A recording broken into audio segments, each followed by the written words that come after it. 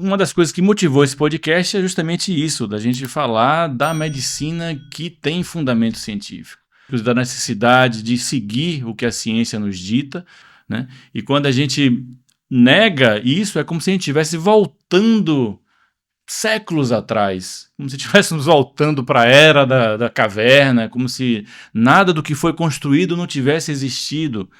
E Dr. Raimundo Paraná, inclusive, criou um termo chamado fake medicina, que inclusive ele fala em várias áreas da medicina de tratamentos alternativos sem comprovação científica, que são muitas vezes divulgados, e alguns colegas nossos infelizmente acabam utilizando isso como tratamento sem fundamento científico.